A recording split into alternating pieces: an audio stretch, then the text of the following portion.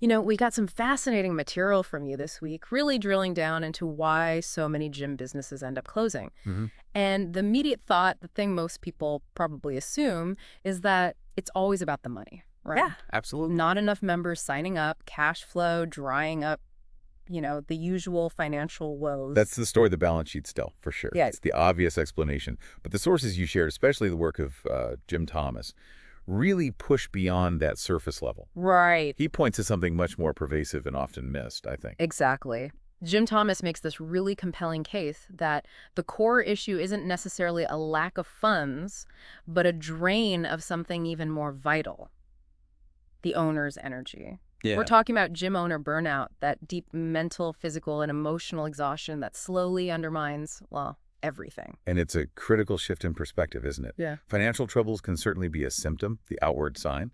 But Thomas positions burnout as the underlying condition, the root cause that eventually leads to those financial difficulties. So our goal with this deep dive is to really get under the skin of this burnout phenomenon in the gym world. Hmm. Why is it such a common and destructive force?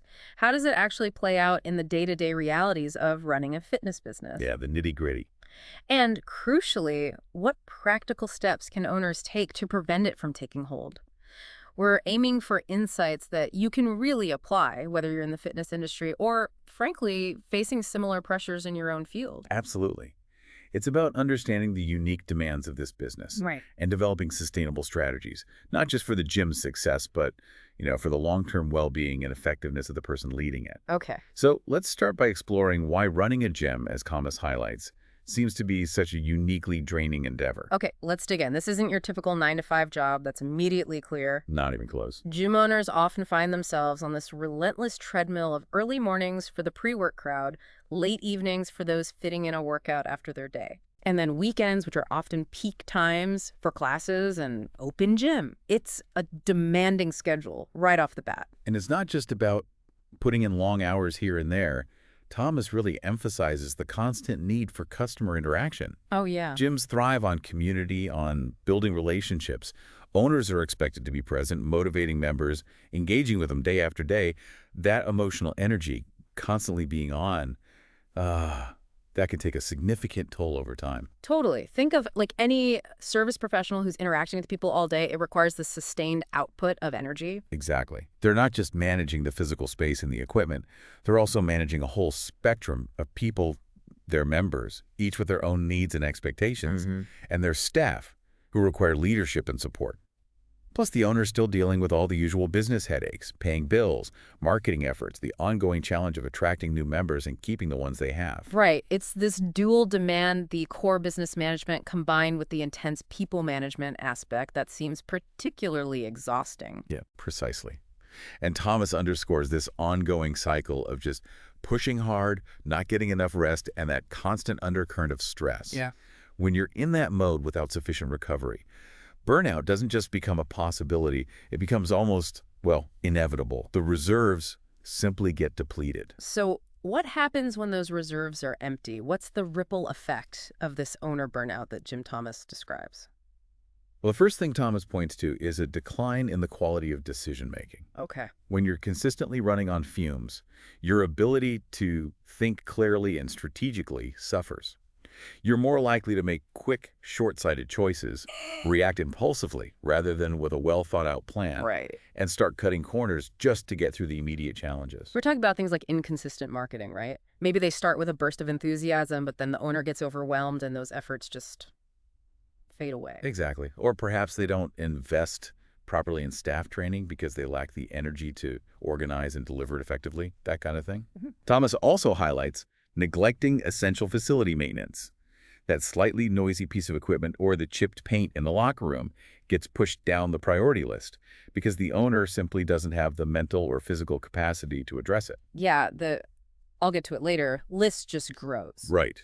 And crucially, they might start ignoring member feedback. Huh. When you're burned out, dealing with complaints or suggestions can feel like just another demand on your already stretched resources, so those valuable insights that could help the business improve are just lost. And then there's this really interesting idea about how a lack of energy from the top can be contagious. It's not just the owner struggling in isolation, is it? Not at all. Thomas emphasizes that the overall atmosphere and culture of a gym often reflect the energy level of its leader. Makes sense. If the owner is genuinely enthusiastic and focused, that positive vibe tends to spread throughout the entire environment. Yeah. But when that energy is replaced by fatigue and a sense of disengagement, everyone feels it. Staff motivation can dip, member engagement can wane, Huh. and that vital sense of community that many gyms rely on to thrive can start to disappear. Yeah. Think of it like a captain of a ship. If they seem lost and tired, it doesn't inspire confidence in the crew. That makes perfect sense. If the person in charge looks like they're just going through the motions, it's going to be tough for the staff to be genuinely motivated and for the members to experience that energetic and inspiring atmosphere they're often looking for in a gym. Exactly. It creates this kind of downward spiral. Absolutely. And that lack of energy and clear direction has a direct impact on the financial health of the business. Mm. Thomas notes that sales and member retention inevitably suffer. Right. Neglecting the sales process means fewer potential members are converted into paying clients. Mm. A declining member experience leads to higher churn rates. Mm. People simply don't stick around. They vote with their feet. They do. Even referral programs, which depend on enthusiastic members spreading the word, become less effective. As Thomas succinctly puts it, a tired business is a slow business, and in a competitive industry like fitness, well, that can be fatal. Right. People have choices. If the gym feels stagnant or the service level drops, they're likely to explore other options. Mm-hmm. And it's not just the big obvious things, is it? Burnout can also lead to the neglect of those smaller day-to-day operational details that can significantly impact a business's success. Exactly. Thomas again points to delayed equipment maintenance, which not only frustrates members but can also pose safety risks. Sure. Declining cleanliness is another major issue. No one wants to work out in an unclean environment. Big turnoff. Huge. Unresolved member complaints create dissatisfaction and negative word of mouth, which can spread quickly. And even unaddressed staff issues can create internal friction that ultimately affects the member experience. Oh, wow. These seemingly minor operational cracks, as Thomas describes them, can widen over time and give members very tangible reasons to cancel their memberships. So for someone who's deeply involved in running a gym, maybe even listening to this right now, how can they start to identify if they're on this path toward burnout? What are some of the key warning signs that Jim Thomas highlights? Yeah, this is important. Thomas provides a really valuable set of indicators for self-reflection. He mentions persistent fatigue that doesn't improve with rest. Okay, like bone tired. Exactly. A noticeable decline in interest in the business itself. That initial passion just isn't there anymore. The spark's gone. Feeling constantly overwhelmed and like you're always behind.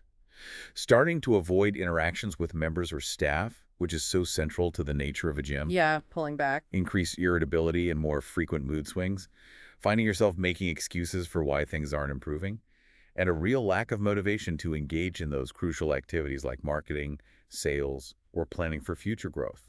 And Thomas emphasizes that it's usually not just one isolated sign, but the combination of several of these indicators that should really raise a red flag.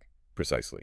He suggests that if you recognize more than a couple of these signs in yourself, it's a strong indication that you might already be experiencing significant burnout. It's about recognizing the pattern, the cluster of these symptoms. Okay, so we've clearly outlined why burnout is such a significant threat, but the crucial question now is, what can be done to address it?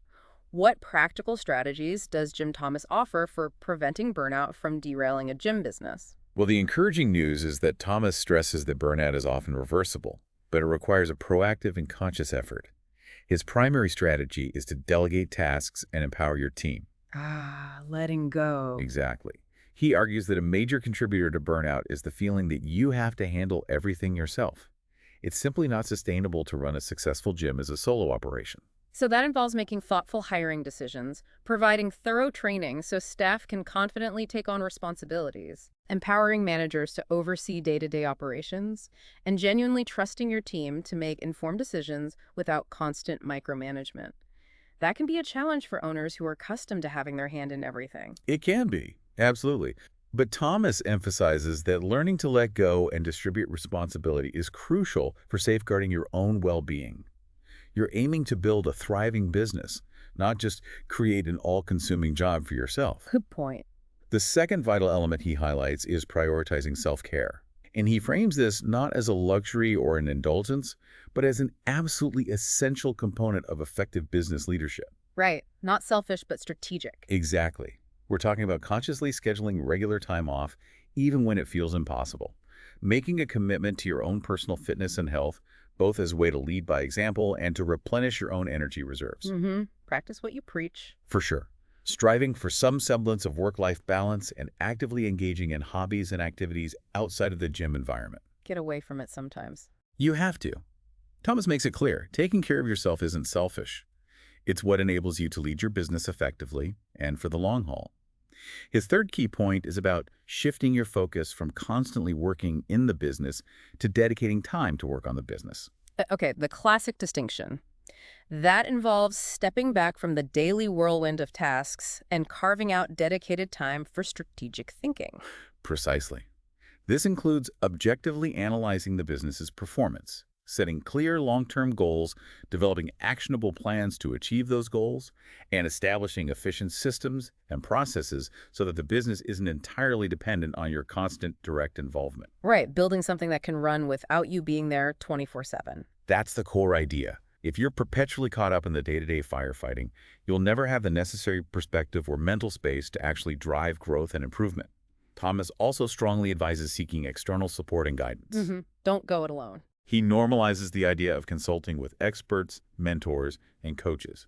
This could involve hiring business consultants to provide an objective assessment of your operations. Get fresh eyes on it. Yeah. Or joining peer groups to connect with other gym owners facing similar challenges and share insights, or even working with a personal coach or therapist to help manage stress and regain focus. Right, recognizing you don't have to have all the answers. Exactly. It's about recognizing that you don't have to navigate all of this in isolation.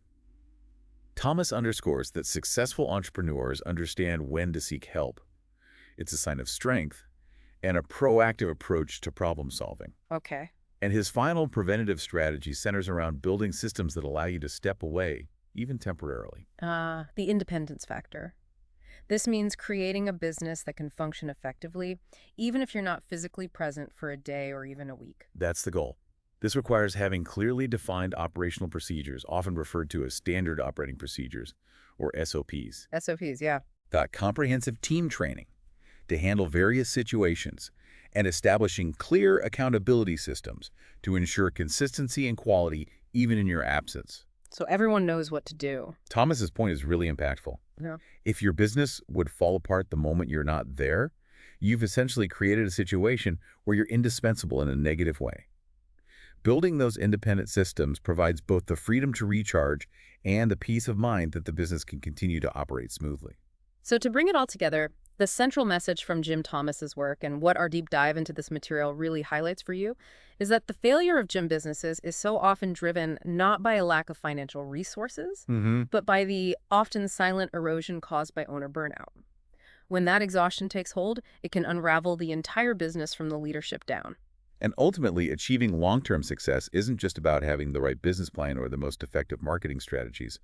It's fundamentally about the owner's ability to sustain that initial passion and energy that inspire them to open the gym in the first place. Yeah, keeping that fire lit. Exactly. So for you, the listener, whether you're a gym owner or involved in any demanding field, perhaps the key takeaway here is to really consider the balance you're currently maintaining between working in your endeavor and working on it. That critical balance. And perhaps even more importantly, are you paying attention to those subtle but significant early warning signs of burnout in yourself? Because recognizing and addressing that potential for exhaustion might be the most critical step you can take toward achieving your long-term goals, whatever they may be.